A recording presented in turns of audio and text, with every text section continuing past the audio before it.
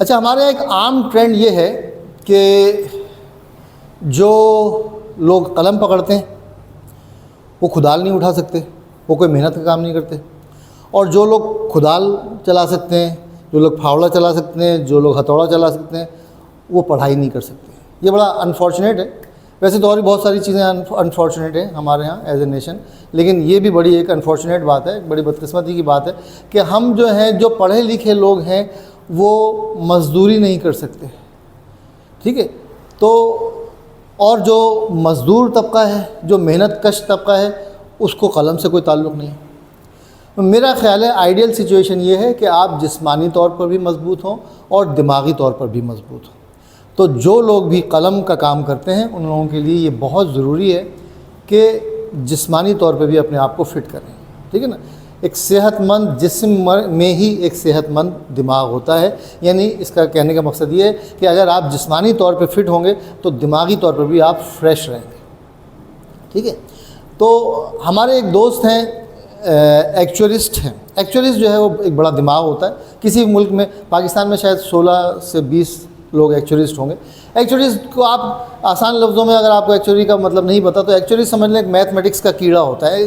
कीड़ा थोड़ा सा बुरा लफ्ज़ है, मैथमेटिक्स का एक्सपर्ट होता है। ये जितने भी प्रोबेबिलिटीज़ के जो क्वेश्चंस हैं, जितने भी स्टेट लाइफ में, ये इंश्योरेंस कंपनीज़ में जो है इन लोगों को हायर किया जाता है कि ये हिसाब लगा के देते हैं प्रोबेबिलिटीज़ का, कि अगर ऐसा किया तो ऐसा क्या होगा, अगर कोई शख्स 60 साल रहता है ज़िंदा तो उसकी पेंशन कितनी बनेगी, 65 साल ज़िंदा रहता है तो कितनी पेंशन बनेगी, प्रोबेबिलिटीज़ की कैलकुलेशन करते हैं। तो हमारे दोस्त जो हैं वो प्रोबेबिलिटीज़ का हिसाब लगाते हैं कि जनाब, मतलब समझ लें एक्चुअलिस्ट काबिल तरीन आदमी होता है, मैथमेटिक्स का एक्सपर्ट होता है। तो वो मुझे टोरंटो में मिले, मेरे रूममेट थे।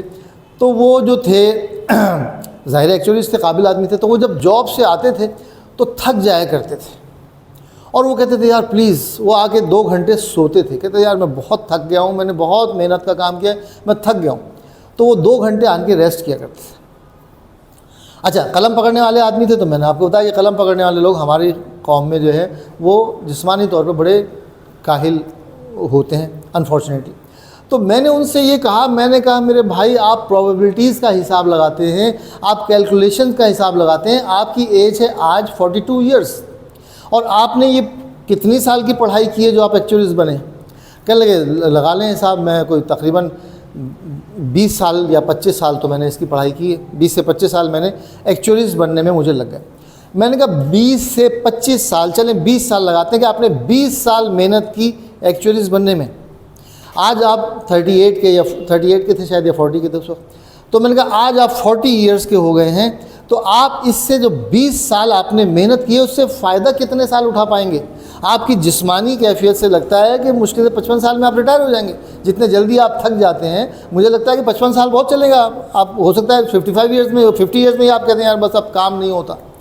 तो जो लोग दूसरों का हिसाब लगा रहे हैं प्रोबेबिलिटीज़ का, वो अपना हिसाब, अपनी कैलकुलेशन नहीं कर रहे कि भाई मैं जो है इस काम में अगर इतनी मेहनत करूंगा तो मेरा जिस्म कितने अरसे चलेगा। तो हमें इस सबको पढ़ाई के साथ साथ, जो लोग भी पढ़ाई कर रहे हैं उसको ये ख्याल रखना है कि हम इस पढ़ाई से फ़ायदा कितने अरसे उठा सकेंगे।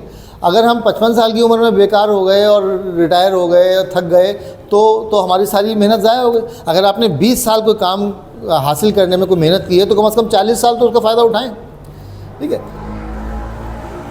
मेरा बेटा, जब हम टोरंटो में थे तो हमारे बच्चे ने एक सवाल किया मेरे बेटे ने कि अबू, सारे पाकिस्तानियों का जिस्म नाशपाती की तरह क्यों होता है? नाशपाती आप लोगों को पता है? ठीक है, हमारे सारे पाकिस्तानी जो है ना वो यूँ होते हैं। ठीक है, तो वो यहाँ से यूँ फ्लैट होके और फिर ये हमारा जिस्म होता है। ठीक है ना, स्केचिंग में मैं इतना एक्सपर्ट नहीं। तो मैंने उससे कहा कि बेटा, ग़ुलाम कौमें अपने जिस्म से पता चल जाता है, ग़ुलाम कौमों को जिस्म से पता चल जाता है कि हम ग़ुलाम हैं। ठीक है, कि उनके जिस्म ही लागर होते हैं, वो बस चल रहे हैं, जी रहे हैं। ग़ुलाम कौमें ज़िंदगी नहीं गुजारती, ज़िंदगी उनको गुजार रही होती है, और आज़ाद कौमें ज़िंदगी को गुजारती हैं। आप देखें डेवलप कंट्रीज़ के लोग हशाश बशाश, अपना प्लान है उनके पास, उनका एक फ्यूचर है, उनके पास एक प्लानिंग है कि हमने यूँ करना है, फिर मैं यूँ करता हूँ, मैं यूँ करता हूँ।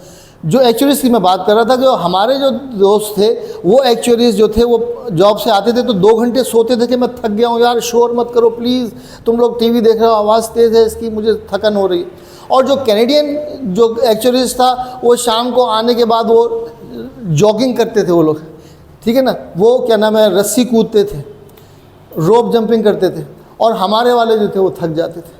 तो ये आपने इस बात का ख्याल रखना है कि हम जिस्मानी तौर, अगर हमें आज़ाद कौम के तौर पर जीना है तो हमें जिस्मानी तौर पर भी फ़िट होना है, जहनी तौर के साथ साथ हमें जिस्मानी तालीम भी हासिल करनी चाहिए।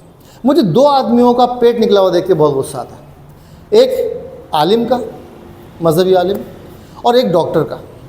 चले हम लोग तो जाहिल हैं, हमारा पेट निकला हुआ, हमें पता ही नहीं कि पेट निकलने के नुकसानात क्या क्या हैं, ठीक है ना। लेकिन एक आलिम को तो पता है कि यार मेरा पेट निकल आएगा, इसका मतलब है कितना नुकसान है मेरे लिए। अगर आप मजहबी आलिम हैं तो आपको पता होना चाहिए कि मज़हब में पेट भर के खाने का मकसद ये है कि आप इबादत नहीं कर पाएंगे, परवरदिगार को खुशू व खुजू के साथ परवरदिगार की इबादत नहीं कर सकेंगे आप, ठीक है। और अगर आप डॉक्टर हैं तो आपको पता होना चाहिए कि यार ये फैट्स कितनी नुकसानदेह हैं, ये मेरा पेट निकल आ रहा है तो ये कितनी बीमारियों की जड़ है। तो मुझे बाकी तो सब पे ठीक है, उनको तो पता ही नहीं, हम तो जाहिल लोग हैं, हमें तो पता ही नहीं कि हमारे जिस्म में क्या पल रहा है या क्या चल रहा है। लेकिन जो आलिम है यानी डॉक्टर है उसको तो पता है कि यार ये फैट्स कितने नुकसानदेह। डॉक्टरों का भी पेट निकला हुआ, ओ भाई तुम्हें डॉक्टर बन के क्या हासिल किया, तूने सीखा क्या, तूने डॉक्टरी से, तूने मेडिकल साइंस की नॉलेज हासिल करने के बाद उससे सीखा क्या। तो इस बात का ख्याल रखिए। जैसे मैंने कहा कि मैंने ज़िंदगी गुजार ली है, आप लोग ज़िंदगी शुरू कर रहे हैं।